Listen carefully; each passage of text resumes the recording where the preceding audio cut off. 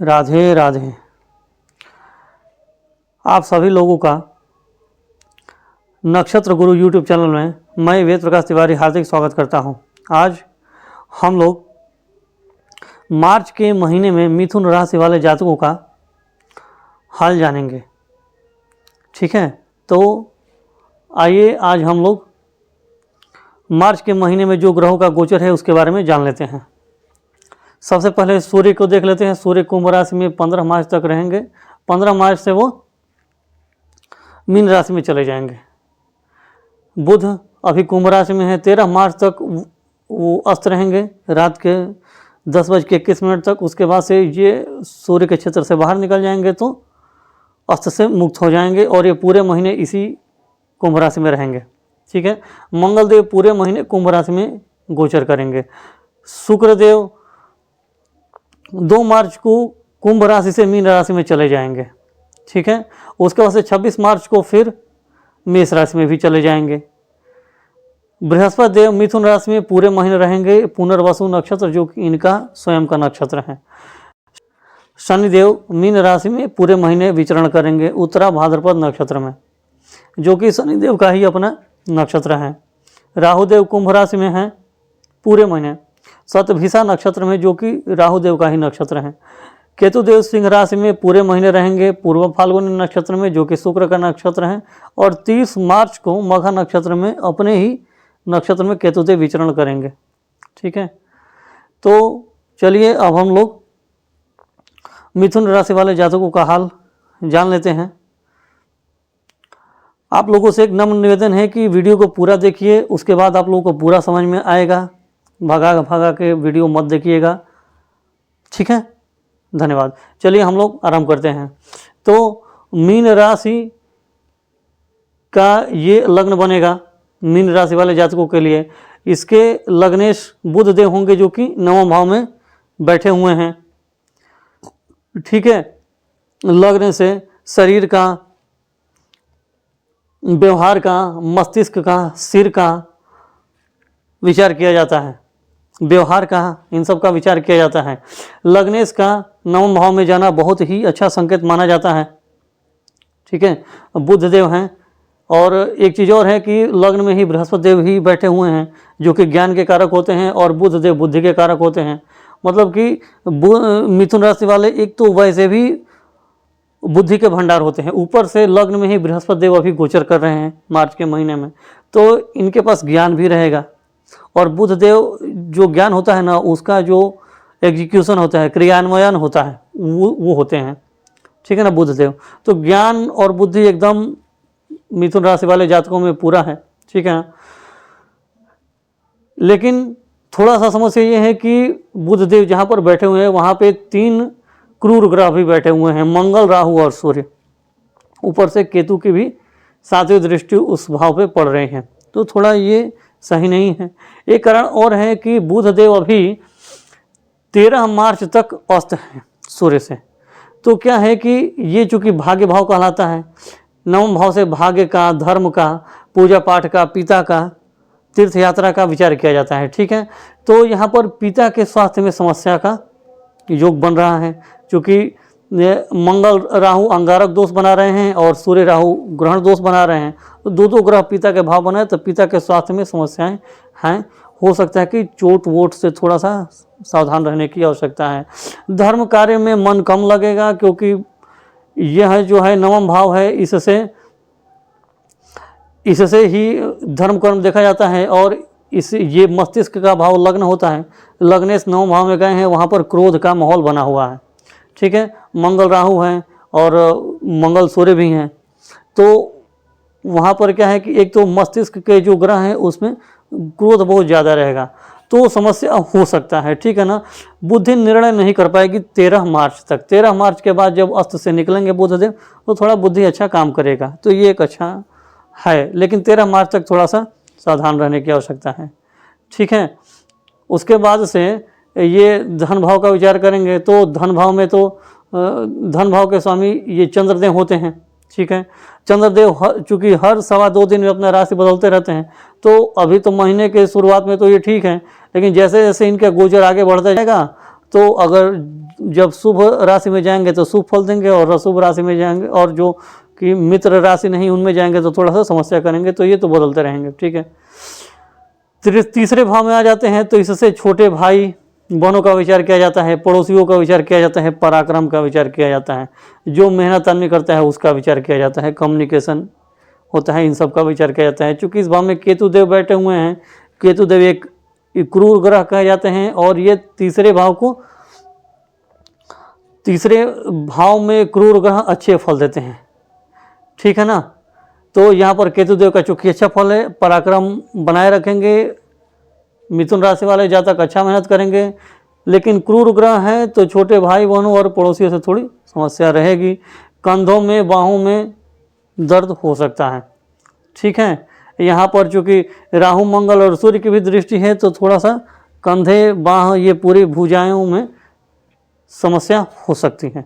इन सब के प्रति थोड़ा ध्यान देने की जरूरत है। बाकी जातक मेहनत बहुत करेंगे, क्योंकि 3 क्रूर ग्रह और एक ये 4 क्रूर ग्रह के यहाँ पर प्रभाव बन रहा है, तो ठीक है। चूँकि यहाँ के स्वामी सूर्यदेव हैं, और सूर्यदेव वहाँ पर जो 9वें भाव में हैं वो 15 मार्च तक है, 15 मार्च से वो मीन राशि में चले जाएंगे। ग्रहण भी है तो 15 मार्च से वो मीन राशि में चले जाएंगे, अपने मित्र राशि में चलेंगे, तो ये एक अच्छी स्थिति बनेगी, ठीक है। ये एक अच्छी स्थिति कही जाएगी।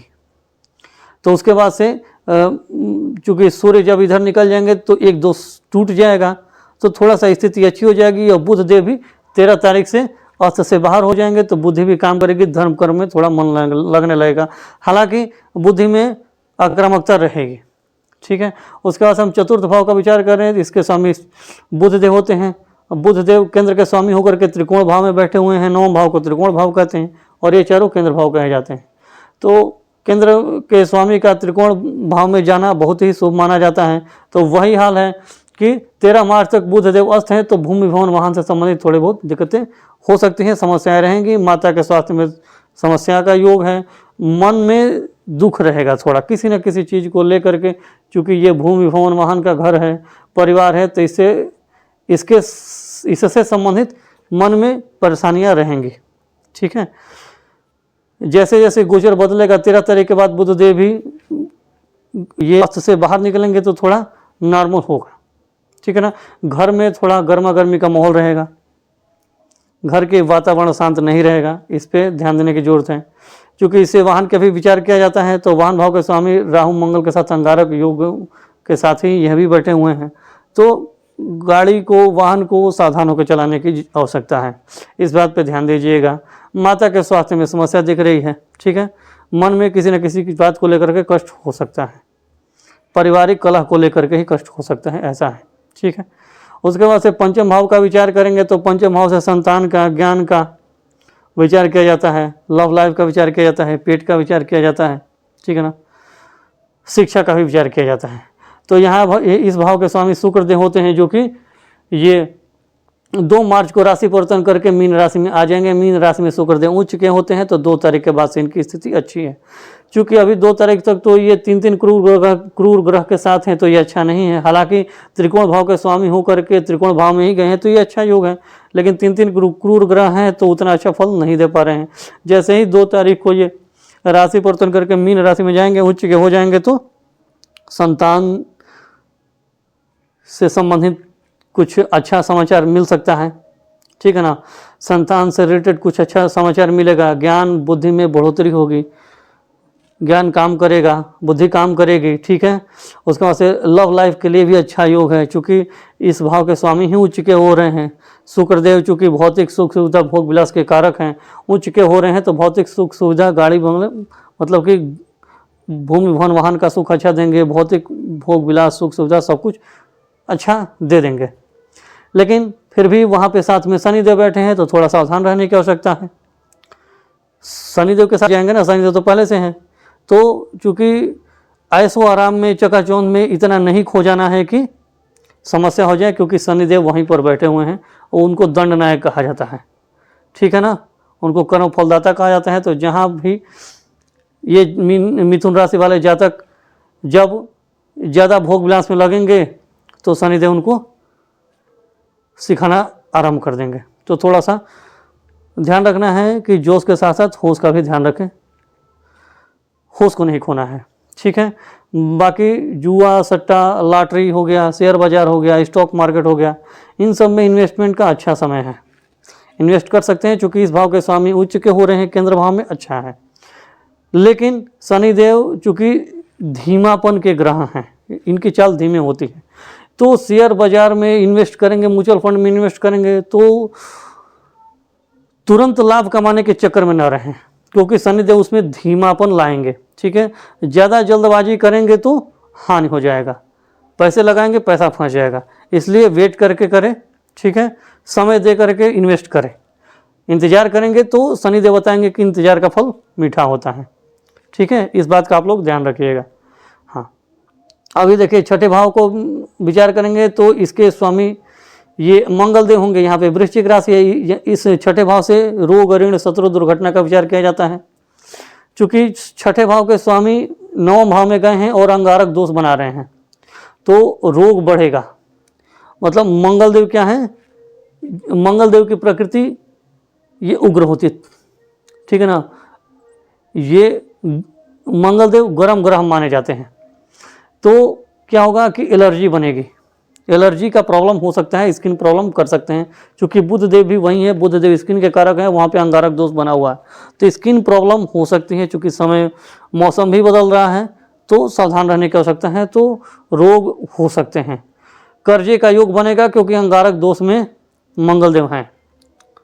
ठीक है ना, इसमें और शत्रु भी परेशान करेंगे क्योंकि मंगल और राहु की युति है, तो राहु ये अभ्रम के कारक हैं और मंगल देव यहाँ पे शत्रु को देख रहे हैं, शत्रु भाव के स्वामी हैं, तो भ्रमित हो जाएंगे और शत्रुओं की चाल में फंस जाएंगे।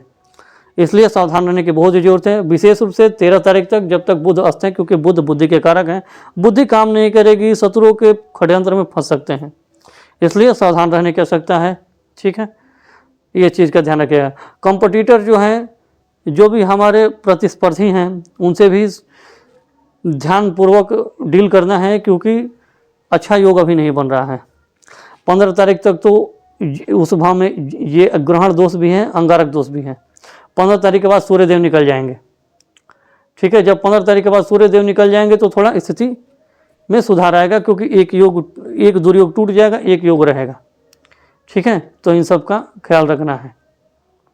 9 भाव का विचार करें, 9 भाव से जीवन साथी का और बिजनेस में साझेदारी का भी विचार किया जाता है। 9 भाव के स्वामी देवगुरु बृहस्पति हैं, ये लग्न में ही बैठकर अपने भाव को देख रहे हैं, तो सप्तम भाव भी बहुत ही मजबूत हैं। जीवन साथी क्या भाव बहुत ही मजबूत हैं। ठीक है, तो जीवन साथी से अच्छा व्यवहार रहेगा। ठीक है ना, अच्छा व्यवहार रहेगा, साथ मिलेगा, और उसके जीवन साथी की बात मानेंगे तो हो सकता है कि आप कुछ अच्छा कर जाएं, क्योंकि जीवन साथी भाव के स्वामी गुरुदेव हैं और गुरुदेव लग्न में बैठे हुए हैं और ये शुभ ग्रह भी हैं, तो ये अच्छा योग बना रहे हैं। कुल मिला के आपका बहुत ही अच्छा जीवन साथी से तालमेल अभी रहने वाला है। बिजनेस पार्टनर जो होंगे, जो साझेदार होंगे, उनसे भी आपका अच्छा व्यवहार बनेगा। जो साथी होंगे बिजनेस में, उनकी अगर बात सुनेंगे, उनके बातों को समझ करके आगे बढ़ेंगे तो ज़्यादा विकास करेंगे, ज़्यादा प्रोग्रेस करेंगे। तो कुल मिला के 9 भाव का स्थिति अभी अच्छा है।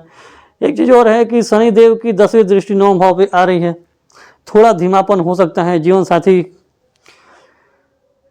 थोड़ा आपको आलसपन जीवन साथी में दिखाई दे सकता है। अपने जो साझेदार पार्टनर होंगे उनमें भी थोड़ा सा आलसपन दिखाई दे सकता है, तो थोड़ा सा सावधान रहेंगे जो थे। बाकी इस भाव का फल अच्छा है। ठीक है ना, अष्टम भाव को देखें तो अष्टम भाव के स्वामी शनिदेव होते हैं, यहाँ पे मकर राशि है। अष्टम भाव गहरे कुआं, अंधकार, गहराई का है, ये रहस्य का, गहन खोज का है। ठीक है, और शनिदेव अष्टमेश होकर के कर्म भाव में आकर के बैठे हुए हैं। ठीक है ना, तो आप कर्म तो करेंगे, लेकिन चूंकि शनिदेव की चाल धीरे होती है, तो थोड़ा सा आपके कर्म करने में धीमापन रहेगा, आलसपन थोड़ा आ सकता है। ठीक है ना, चूंकि बृहस्पति देव कर्म भाव के भी स्वामी होकर के लग्न में गए हैं, तो कर्म तो आप करेंगे, लेकिन थोड़ा आलसपन रहेगा। जो आप कर्म करेंगे उसका फल आप चाहेंगे, लेकिन जब आप चाहेंगे उसका फल तब नहीं मिलेगा, क्योंकि शनिदेव हर काम में धीमापन लाते हैं। ठीक है, तो आपको थोड़ा सा इंतजार करना पड़ेगा, धैर्य रखना पड़ेगा। ठीक है ना, अगर किसी कर्म का फल नहीं मिल रहा है तो उसके गहराई में जाने की जरूरत है, क्योंकि अष्टम भाव गहराई का भी होता है। अगर किसी चीज़ की आप गहराई में उतरेंगे तो शनिदेव आपको लाभ देंगे। ऊपर ऊपर निकलेंगे तो फिर समस्या हो जाएगा, क्योंकि जल्दबाजी में तो कुछ काम करते नहीं हैं, तो थोड़ा संभल के रहने की ज़रूरत है, नहीं तो मान सम्मान पद प्रतिष्ठा में आँच आएगी। और अगर थोड़ा धैर्य के साथ रहेंगे तो मान सम्मान पद प्रतिष्ठा देर से ही सही लेकिन आपका बना रहेगा, बढ़ता रहेगा। ठीक है। नवम भाव की बात करें तो नवम भाव के स्वामी ये शनिदेव हैं। नवम भाव में मकर राशि पड़ रही है और वो त्रिकोण भाव भी नवम भाव कहलाता है, और केंद्र में शनिदेव बैठे हुए हैं। त्रिकोण भाव के स्वामी का केंद्र भाव में जाना बहुत ही अच्छा है। वैसे भी शनिदेव हैं, मीन राशि में आए हुए हैं, बृहस्पति देव की राशि है, जो कि शनिदेव का फल मीन राशि में कभी भी बुरा नहीं होता है, अच्छा ही होता है, जो कि गुरु की राशि है तो उसको कभी खराब नहीं करेंगे। ठीक है, तो शनिदेव की स्थिति अच्छी है। शुक्रदेव भी 2 तारीख को आ जा रहे हैं इसी भाव में उच्च होकर के, तो ये भाव तो और मजबूत हो जाए, और 15 तारीख को सूर्यदेव भी यहीं पर आ जाएंगे। 3 ग्रह का योग बनेगा। ठीक है ना। तो चूंकि आप कर्म करेंगे कार्यस्थल पर, कार्यस्थल पर उतार चढ़ाव बना रहेगा, थोड़ा सावधान रहने की जरूरत है। ठीक है ना।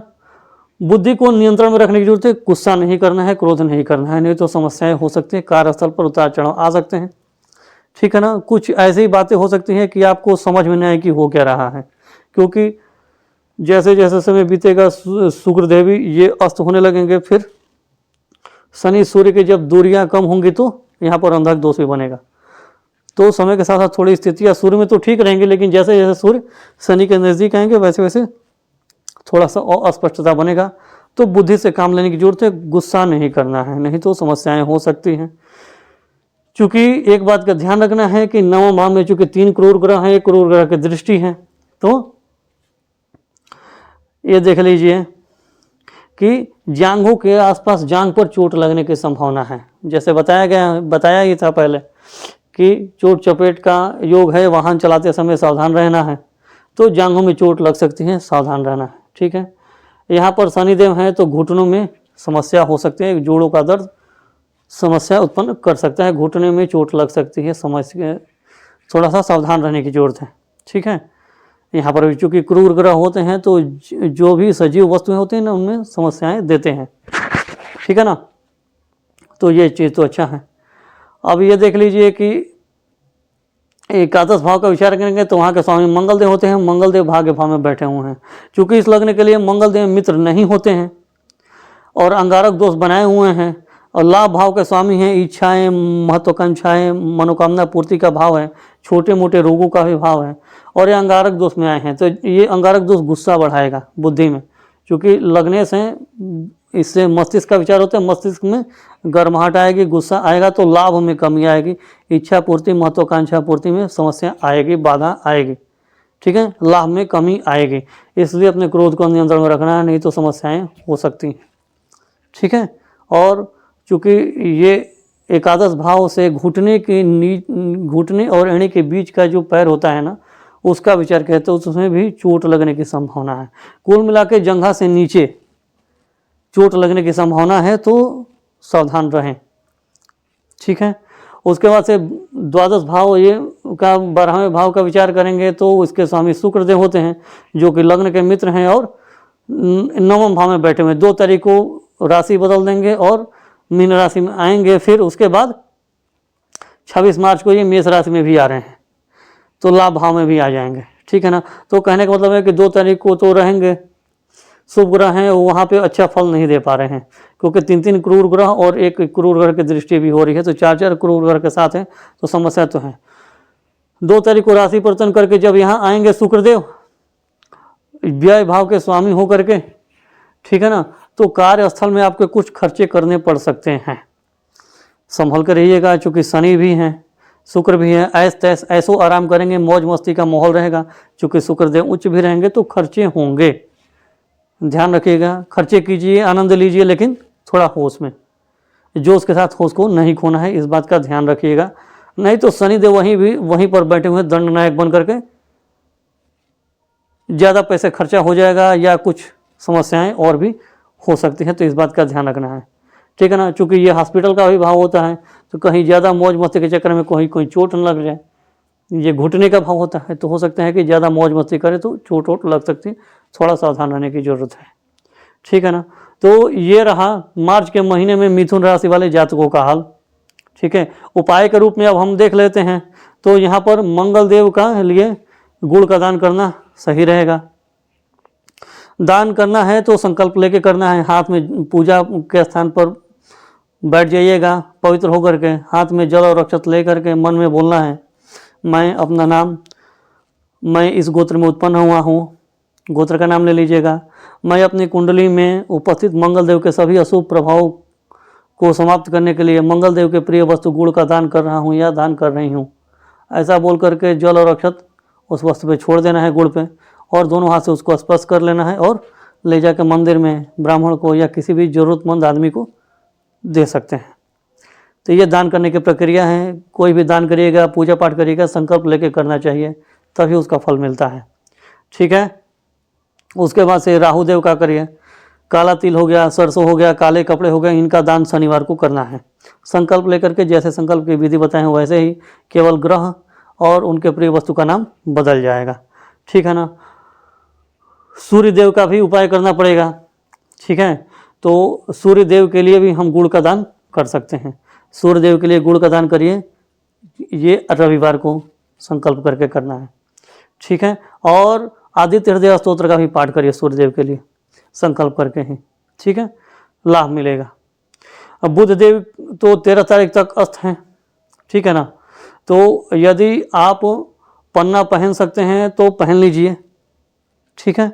या अगर पहने होंगे तो ठीक है, नहीं तो कम से कम हरे रंग का अधिक से अधिक यूज करिए। बुध देव को मजबूती देने की आवश्यकता है, हरे रंग का ज़्यादा से ज़्यादा यूज करिए। ठीक है ना। शुक्रदेव भी हैं, तो शुक्रदेव के लिए सफ़ेद रंग के वस्तुओं का प्रयोग ज़्यादा कीजिए। कपड़े हो गए, रुमाल हो गए, इन सब का प्रयोग आप ज़्यादा कर सकते हैं। ठीक है। बुध देव के लिए हरे वस्तु हो गए। ठीक है ना। शनि देव के लिए काले कपड़े आप पहन सकते हैं, कोई समस्या की बात नहीं है। ठीक है ना। आप धारण कर सकते हैं। इस लग्न के लिए शनिदेव मित्र हैं। ठीक है ना। तो ये हो गया। और बृहस्पति देव भी अच्छे हैं। पीला कपड़ा आप अपने पास रखा करिए, पीला कपड़ा, पूरा पीला रुमाल। ठीक है ना, अच्छा रहेगा, कोई दिक्कत की बात नहीं है। अभी बृहस्पति देव अच्छे पोजीशन में हैं, अच्छे भाव के स्वामी हैं, तो कोई समस्या नहीं है। किसी भी बुरे ग्रह की दृष्टि नहीं है, बस एक राहु की दृष्टि है, लेकिन उससे कोई फर्क नहीं पड़ता है, क्योंकि बृहस्पति देव भी फिर नौवीं दृष्टि से राहु को शुभ बना दे रहे हैं, मंगल को शुभ बना दे रहे हैं। ठीक है ना। चूँकि माहौल तो बिगड़ने की स्थिति में है, लेकिन बृहस्पति देव का चूँकि नौवीं दृष्टि नवम भाव पे पड़ रही है, तो चोट चपेट तो लगेगी, पिता के स्वास्थ्य में समस्या आएगी, माता के स्वास्थ्य में समस्या आएगी, लेकिन ठीक हो जाएगा। ज़्यादा चिंता करने की जरूरत नहीं है, क्योंकि बृहस्पति देव की नौवीं दृष्टि पड़ रही है, गुरु की दृष्टि में अमृत होता है। ठीक है, तो इसलिए अच्छा रहेगा। ठीक है ना। और केतु देव का भी उपाय करिए। केतु देव के बीज मंत्र हैं, ओम केम केतवे नमः, इस मंत्र का जाप करिए। और केतु देव के लिए धारदार चीज़ होती है, जैसे कैंची हो गया, चाकू हो गया, इन सब का दान करिए शनिवार को संकल्प लेकर के। ठीक है। ये कलरफुल जो कपड़े होते हैं, रुमाल होते हैं, एक से ज़्यादा जिसमें कलर होता है, ठीक है ना, वो कपड़े भी दान कर सकते हैं, केतु देव के लिए फायदेमंद रहेगा। ठीक है। तो ये रहा पूरा उपाय और मार्च के महीने के मिथुन राशि वाले जातकों का हाल। ठीक है। यदि आप लोगों को यह विश्लेषण अच्छा लगा हो तो कृपया इस वीडियो को लाइक करिए, इस चैनल को सब्सक्राइब करिए, बेल आइकन को दबाइए और इसे अपने दोस्तों और रिश्तेदारों में भी शेयर करिए, जिससे कि इसका और लोग भी लाभ उठा सकें। यदि आप लोगों को ये कुंडली बनवाना हो, कुंडली मिलान करवाना हो, किसी भी शुभ मुहूर्त की जानकारी लेना हो, तो स्क्रीन पर दिए गए नंबर पे आप कॉल कर सकते हैं या व्हाट्सएप मैसेज कर सकते हैं। धन्यवाद। राधे राधे।